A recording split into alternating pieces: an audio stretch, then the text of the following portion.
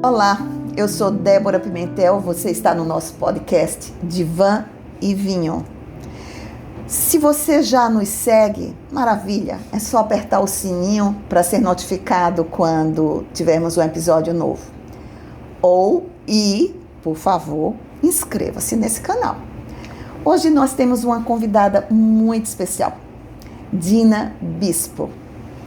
E antes de apresentar Dina Bispo, eu vou já entregar uma coisa diferente. Hoje nós não vamos beber vinho. Dina não gosta de vinho, ou gosta e não bebe. Depois ela vai nos explicar isso direitinho, né? Então, hoje nós vamos tomar suco de uva. Mas o que é importante não é o vinho, não é aquilo que a gente bebe. O importante mesmo é aquilo que a gente compartilha. Bem-vinda, Dina. Obrigada. Vamos brindar, não é? Eu adoro brindar. Sempre. Gente, uma delícia, porque é suco de uva natural. Maravilha. Adoro. Pois bem, eu acho maravilhoso que a gente esteja compartilhando aqui um suco de uva. Porque uva é, sem dúvida, a matéria-prima para duas coisas deliciosas. O vinho e o suco natural. Mas eu quero lhes apresentar Dina Bispo. Dina, muito bem-vinda. Dina é uma mulher de fé, é uma filha de Deus. Dina é pastora, e a gente vai querer saber um pouco mais sobre isso, mas ela também é empreendedora, ela é coach, enfim. Dina, que alegria receber você aqui. Eu que estou feliz, né? Uma honra para mim estar aqui. Dina é mãe de Paula Fernanda, filha única, aluna do curso de medicina da Universidade Federal de Sergipe, portanto, minha aluna. E isso encheu o meu coração de alegria, né, e de orgulho, né? E aí, como é ser mãe de um estudante de medicina? No início, hoje para mim está mais tranquilo. No início foi um pouco difícil, né? Porque aquela adaptação, né, nova. Aí eu tinha uma preocupação também, né, da entrada na Universidade Federal. Eu sempre pedi, ai meu Deus, só deixa minha filha entrar quando ela estiver pronta para entrar e sair, né, tranquila. E graças a Deus, no início eu fiquei um tanto preocupada, né, que a gente fica, mãe, e tá tudo bem, tudo tranquilo, ela está amando. Aí quando eu falei, aí ela disse, olha, Débora Pimentel, a minha professora. aí eu relaxei mais, eu disse, olha que ótimo, o orgulho mesmo. Então, nós Hoje temos um elo É. forte, né? E Paula Fernanda é uma excelente aluna e está já entrando no internato, já entrou, né? É. Então já nós vamos ter uma colega. Me indica uma coisa, Dina. Quando nós conversamos, né, e eu formalizei esse convite para você, eu disse, fala um pouco sobre você. E você disse, eu já comecei várias formações. Sim. Direito, quais foram as outras duas que você me falou? Serviço social. Administração pública. Pois é. E aí você concluiu com uma frase que me deixou intrigada. A razão que você não tinha concluído esses cursos é porque faltava algo na mesa. Isso. O que significa isso? A mesa vazia. A mesa vazia. O que significa uma mesa vazia? Então, eu vim descobrir isso quando eu comecei meu processo de autoconhecimento, processo de coach. Que as pessoas sempre falavam, você começa, as coisas não terminam. Você deixa as coisas pela metade, e isso me deixava intrigada, mas eu não sabia a razão. Por que acontecia isso? Eu sempre dava justificativas. Não, porque eu estou investindo mais em Paula. Não, é porque minha filha primeiro, porque eu faço isso depois e tal. E eu não sabia. Aí, devido ao processo de autoconhecimento, de coach, eu me deparei com a situação quando que eu fui criada. Minha mãe faleceu quando eu tinha 14 anos. Eu fui criada com meu irmão. A minha família, parte de mãe e pai, mora tudo em São Paulo, meus irmãos, que são muitos, né? E meu irmão me criou. E ele trabalhava no banco e ele tinha aquele propósito, né? Quando você completar 18 anos, você entra no banco e tal. E eu cresci segurando tudo, porque eu queria entrar no banco, claro. E aí passou que eu morava em Salvador, né? E estava terminando o 2º grau, com 18 anos. Mas aí ele foi transferido para o interior e eu tive que ir, porque ele disse que não ia me deixar sozinha em Salvador. Resumindo, fui, aí comecei a trabalhar no banco e tal. Quando retornamos, aí eu fazia administração pública, que no meu tempo era técnico, né, para concluir. Aí eu esperei vir para uma cidade que tivesse esse curso. Aí encontramos, chegamos no interior da Bahia, tinha um curso, eu concluí. Só que no dia da formatura, da conclusão do 2º grau, meu irmão já estava viúvo, aí ficou viúva, já estava naquela fase de aproveitar a vida. Tinha 2 filhos que eu estava ali tomando conta, criando. E aconteceu que ele estava de férias, pegou uma namorada que tinha... Ai, ele me mata. Várias, né? Aí ele viajou. Você vai colocar a culpa na uva. Viajou com uma e a outra pegou meus 2 sobrinhos para aquela coisa, dizer, você tá com ele, mas eu tô com os filhos e tal. Pegou e saiu para comer pizza com os 2 sobrinhos. Dei folga à pessoa que trabalhava lá em casa e eu fui tranquila, sempre brincando e tal, para a festa, aquela coisa. Quando a gente chegou, que na época era clube, né, tava lá toda animada, aí na hora que mandaram sentar, que todo mundo sentou com suas famílias na mesa, que eu olhei, minha mesa estava vazia. E eu ali respirava, eu não sabia o que fazer, eu disse, como é que eu vou ficar sentada sozinha numa mesa?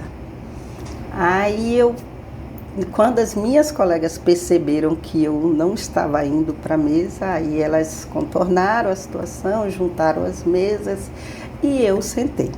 Aconteceu toda a cerimônia e tal.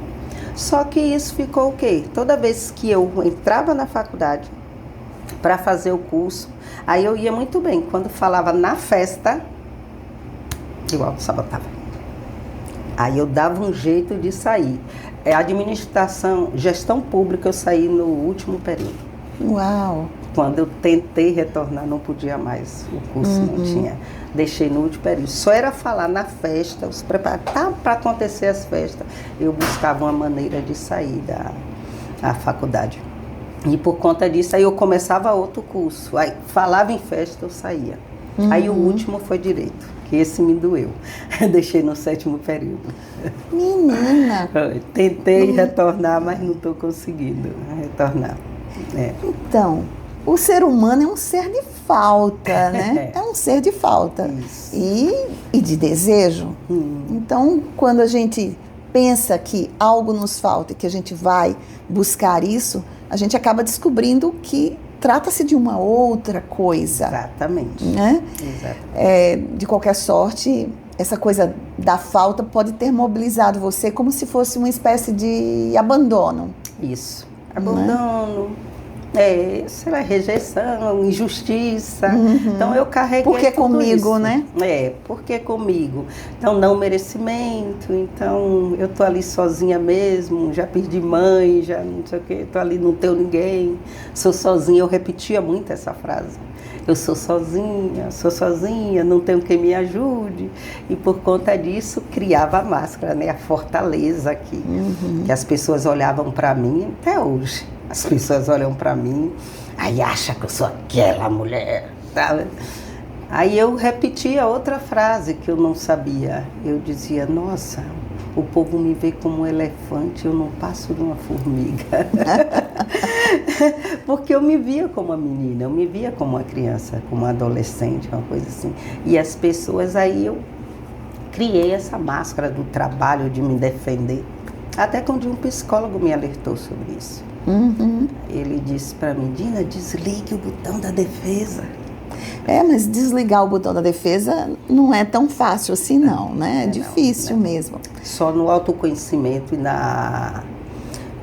no espiritual, quando eu mergulhei, quando eu digo o seguinte, eu sempre fui muito apegada a Deus, né? Desde por falta do pai e da mãe, eu me apeguei a Deus, foi minha salvação, né?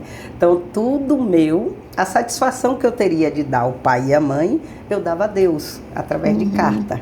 Então, eu escrevia para Deus, contava minhas histórias a Deus.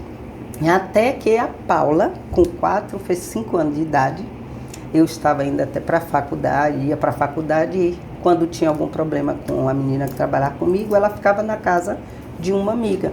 E essa amiga começou a frequentar a igreja. Aí ela um dia chegou, né, para mim, da igreja, e disse: minha mãe, você não sabe o que aconteceu. Eu disse que foi. Ela: minha mãe hoje não teve escolinha, a igreja muito cheia, o pastor lá na frente perguntou: quem quer aceitar Jesus? Minha mãe, ninguém quis. Pois eu levantei, fui lá na frente e disse: pastor, eu quero esse Jesus. Aí ele fez: agora tia falou que você também tem que ir. Aí como eu já era quase, né? Aí eu disse: tranquilo, isso para mim é sem problema. Então, a escolha da religião foi através de sua filha? Não é a escolha da religião, ela que praticamente despertou. Fez com que eu tomasse essa decisão, porque eu era apegada a Deus, mas não tinha uma religião, não praticava. Então era eu e Deus só. Aí eu participei, comecei a congregar na Quadrangular, hoje tem 20 e poucos anos, e lá eu fui levantada pastora. Muito bem. E como é que é a experiência de uma pastora? Né? Apenas exerce o ministério? Como é que é isso? Depende, cada igreja tem sua doutrina, tem sua maneira. No caso da Quadrangular, onde eu fui levantada, a gente passa 7 anos para ser realmente uma pastora. Estudando o quê? Teologia? Estuda teologia e na prática. Né? Então, cada ano a gente sempre faz prova de conhecimentos, daquela coisa dentro da área própria doutrina, e vai aumentando. Só que no meu caso, eu assumi uma igreja. Então, aí não esperou completar os 7 anos. Aí, como eu assumi uma igreja, aí automaticamente eu fui nomeada já pastora. E você continua à frente dessa igreja? Não. Hoje, devido a alguns intempéries, alguns aí que aconteceu, aí a gente eu saí da Quadrangular, fui pastora na comunidade da Farol, na Coroa do Meio, e hoje eu congrego na Comunidade das Nações, lá na Melício Machado. A pastora de lá é Jussiara Peixoto. Aí não estou exercendo o pastorado lá, o meu chamado. Certo. Estou congregando. E o que é que faz uma pastora que é coach ser empreendedora? O empreendedor, porque a gente fala evangélico, na nossa religião, a gente fala em sacerdócio do mercado. Tá? Então não existe aquela coisa de que você é pastor, você não trabalha.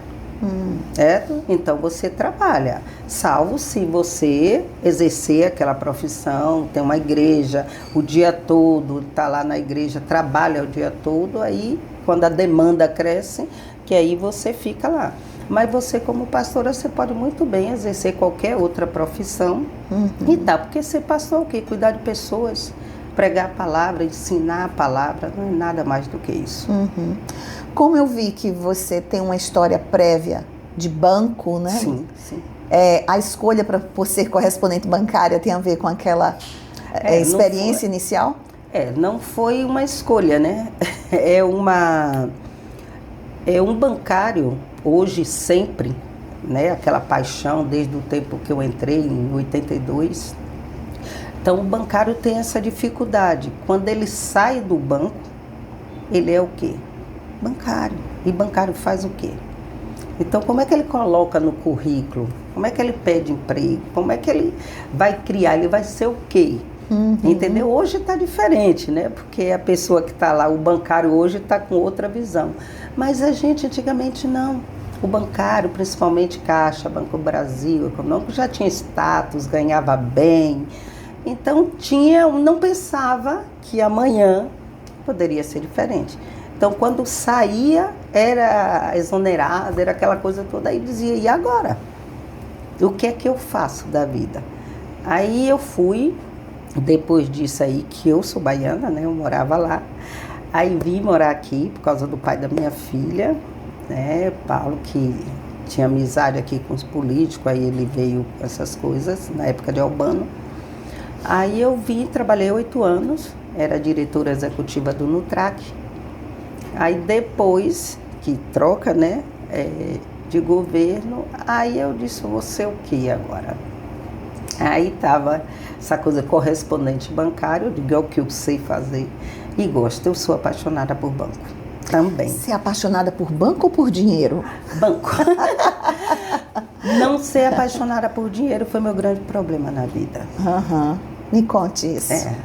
Porque eu defendo hoje, eu acredito que muita coisa do meu tempo, era diferente. Então hoje você sabe o que é ambição.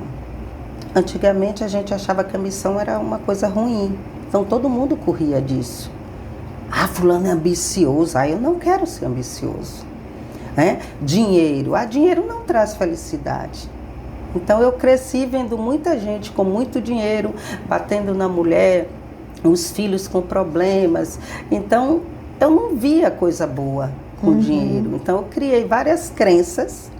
Eu dizia assim, eu tinha orgulho de dizer, para mim tanto faz isso aqui ser cristal como ser vidro, para mim tudo a mesma coisa, tanto faz ser ouro como prata, para mim tudo a mesma coisa, eu me orgulhava disso.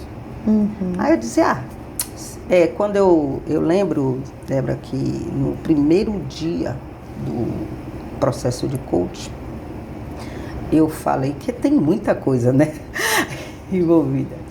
Eu falei assim, né, eu falava com orgulho, se eu tiver precisando comprar alguma coisa, pagar alguma conta para mim, e alguém me pediu dinheiro, com certeza eu dou. Aí o instrutor, o professor ouviu, pegou o gancho para começar, né, a aula, ser professor e sabe disso, né? Aí ele chegou e perguntou para mim, e eu já adulta, olha que tem 7, 8 anos que eu trabalho com isso. Ele olhou para mim e disse, Dina, e seu pai? Menina, pergunta difícil. Quando ele perguntou, e seu pai? Passou um filme assim na minha cabeça, muito rápido, buscando a imagem do meu pai e não encontrava. Aí o que é que veio à tona? A menina, abandonada. Aí eu comecei a chorar. Então eles me acalmaram e eu disse, nossa, paternidade, o que é isso? Como influencia? Eu não tinha dificuldade de ganhar dinheiro, eu sabia fazer dinheiro, que me ensinaram isso. Mas também o dinheiro não ficava. Eu chegava e eu dizia, para que? Toma, faz, compra, para que investir? Aí meu irmão sempre, bancário também, gerente, Dina, investe em gado, investe nisso que ele gosta. Aí eu, o futuro a Deus pertence. Aí hoje eu ensino diferente a Paula. Que bom, né? Então agora nós temos educação financeira dentro de casa. Eu defendo muito a educação financeira hoje. Muito bom. Muito. Como é que começou essa história de ser coach? Coach é uma coisa natural, por quanto o pastor, se alguém, né, não tem nada a ver não tem com nada a pastor. ver. Não. Então, por que ser coach? Então, o coaching, muitos psicólogos não gostam, né, de coach e muitos aderem. Então, como eu sempre fui apaixonada por gente, muito, quando meu primeiro salário do banco, eu comprei uma enciclopédia de psicologia. Então, porque eu queria saber como é que se enxerga, a voz vem de onde. Eu segurava a língua e dizia, se eu segurar a língua, a voz sai de onde?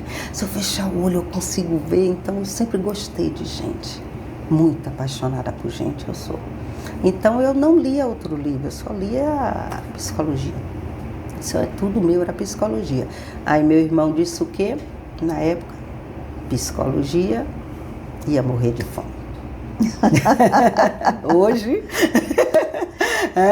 Eu acho que ainda é uma profissão difícil, né? Inclusive em Aracaju, porquanto o número enorme de escolas de psicologia, eu acho que a gente deve ter umas 10 faculdades de psicologia. Isso. Então, nós estamos pulverizando, né, a profissão do psicólogo. E tem muito psicólogo que realmente tem muito sucesso. Outros, não tanto, e estão em desvio de função, fazendo outras coisas, né, para sobreviver. Né? Não tiro a razão do seu irmão. A mesma coisa, coach.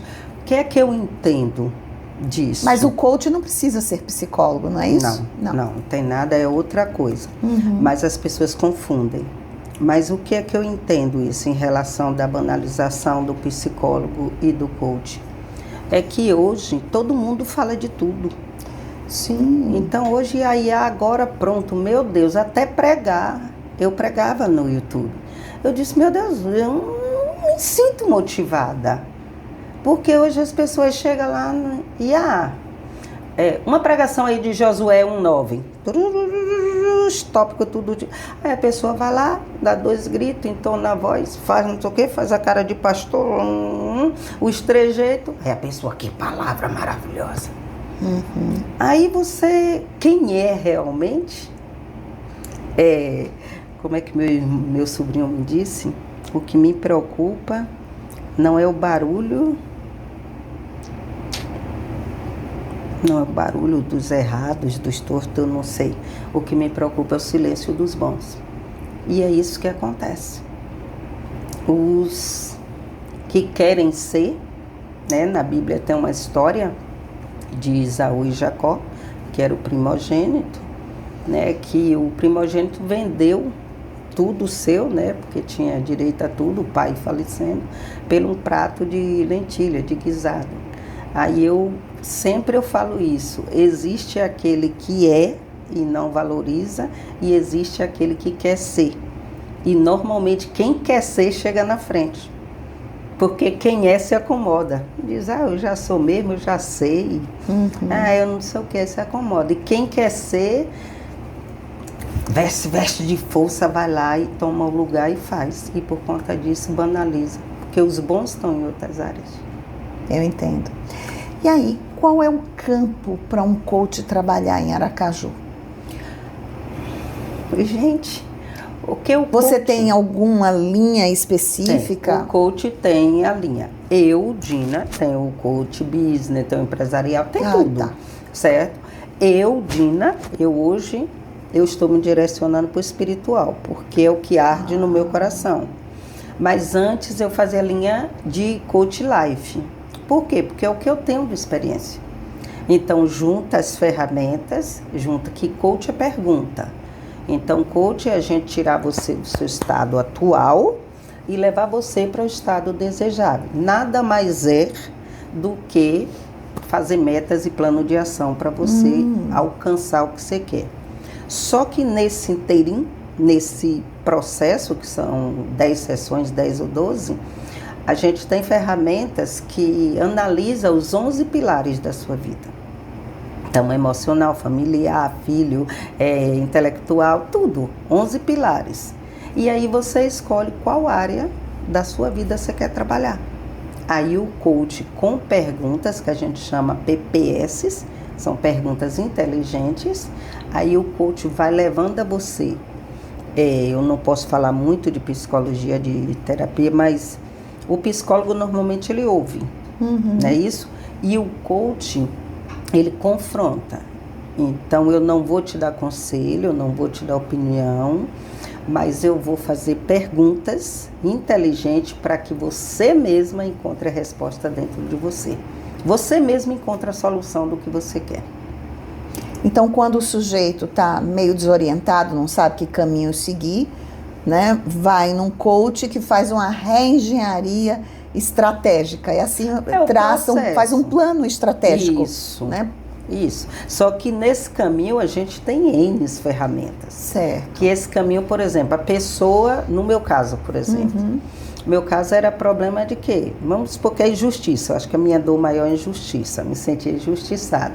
Então o coach aí, ele percebe que eu não estou tendo sucesso porque eu carrego essas crenças de injustiça. Entendi. Então ele vai usar ferramentas para eu ressignificar aquela crença. Aí o caminho abre.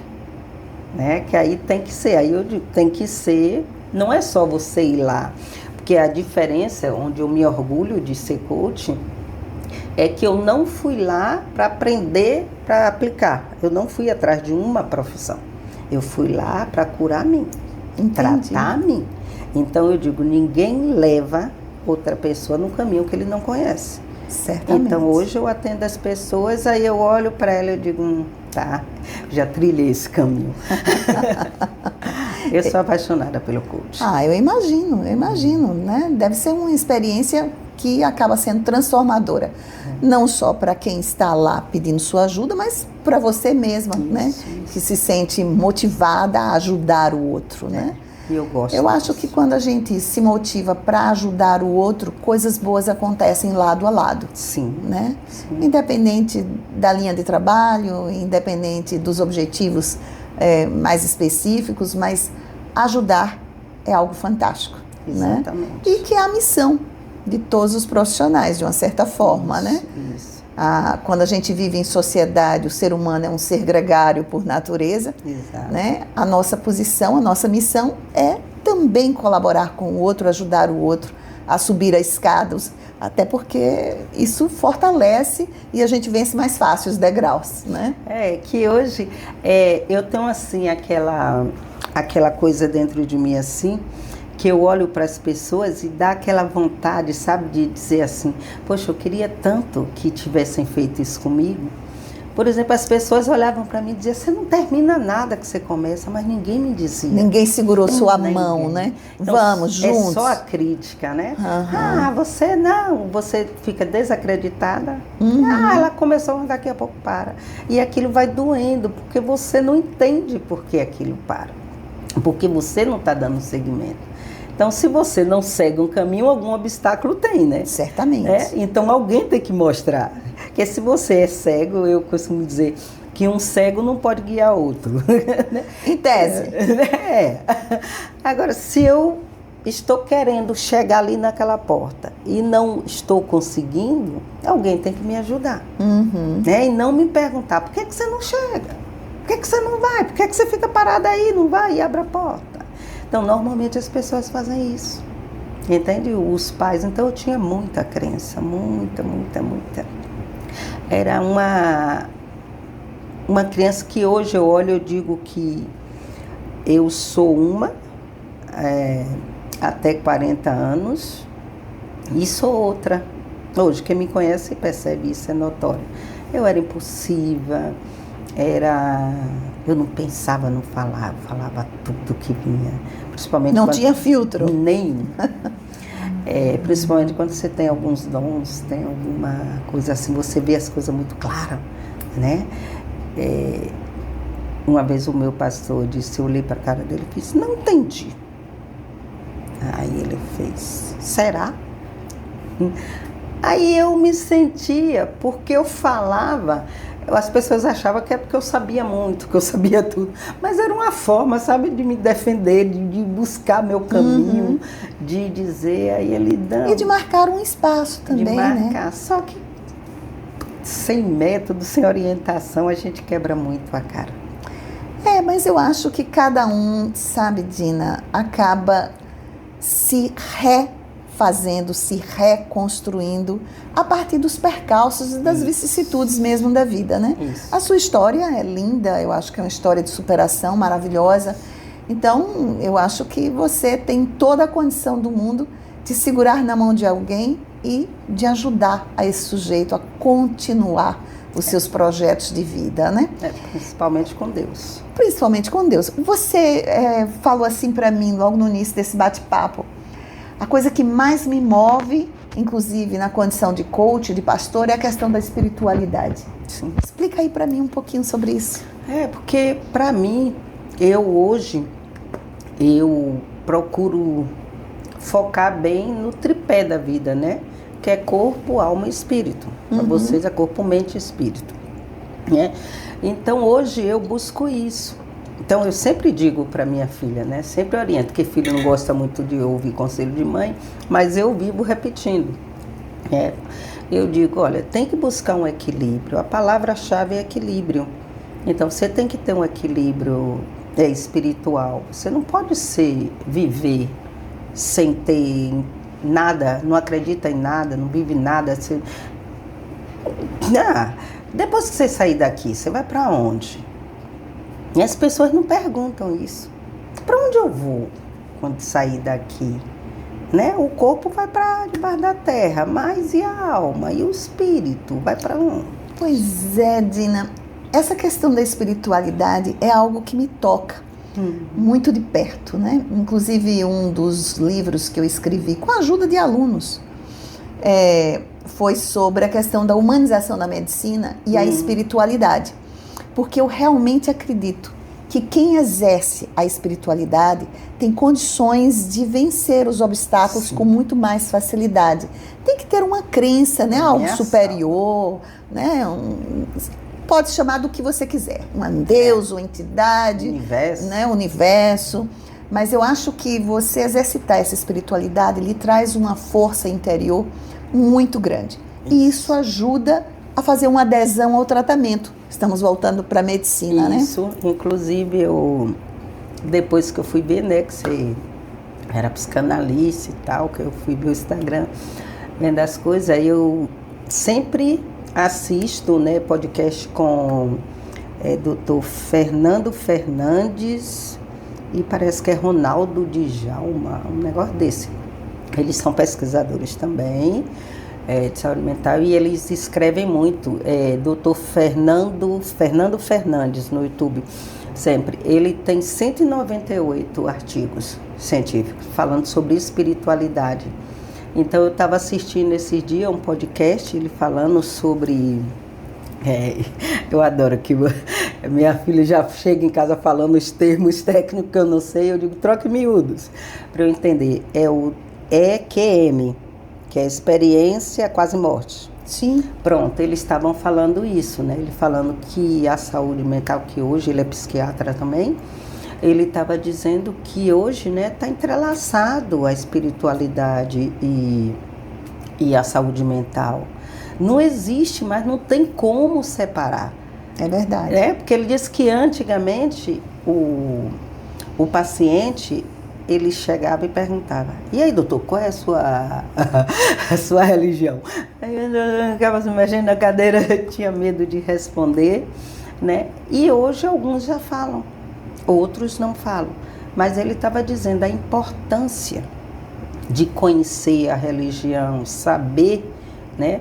Porque a pessoa que tem uma vida espiritual, ela, por exemplo, se vai no médico, o médico diz, olha, você está com doença tal. Uma pessoa que não tem uma vida espiritual, não é praticante, alguma coisa elevada, normalmente entra em desespero, normalmente tem depressão. E a pessoa espiritual não, ela diz assim, a última palavra é de Deus.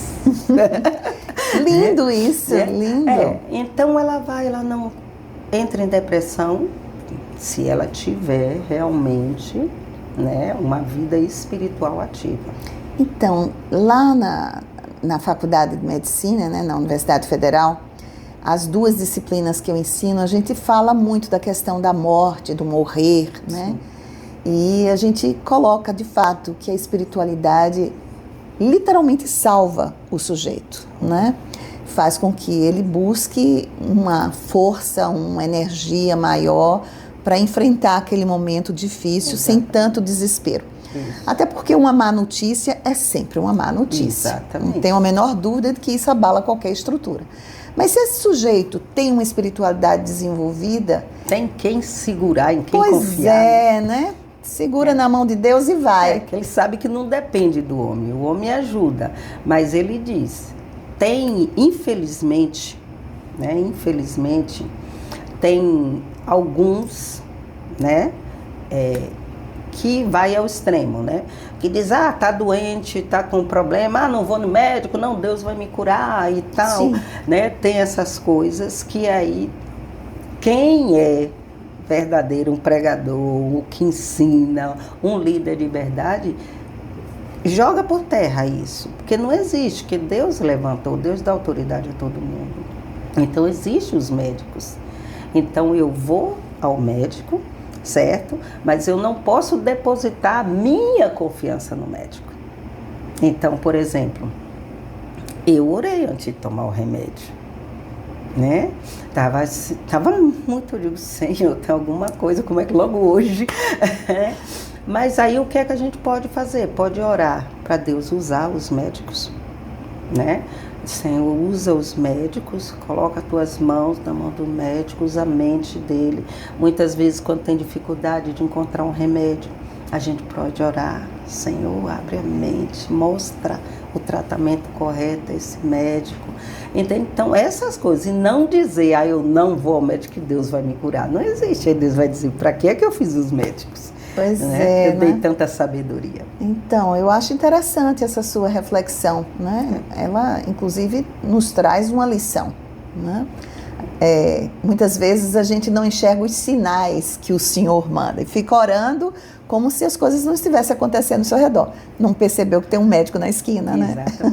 São os sinais. E os médicos que também são evangélicos, têm uma espiritualidade, porque a minha tendência é falar. Lógico. Certo que são cristãos, normalmente eles são mais humanos.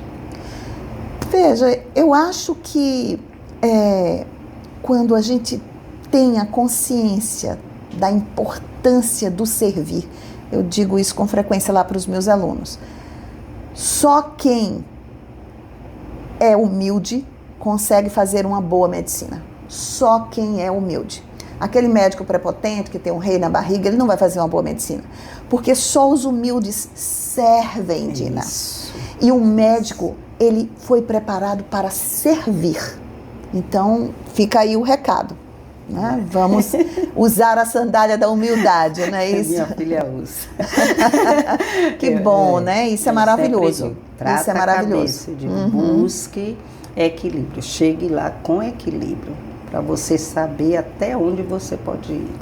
Então, eu acho que elegância não é usar um blazer, nem uma gravata borboleta, né? Eu acho que elegância é você conseguir, né, se comunicar com o outro de forma harmoniosa, acolhedora. Elegância é manter a ética aliada à técnica. E esse sujeito que faz isso consegue exercitar uma boa medicina. Exato. Né?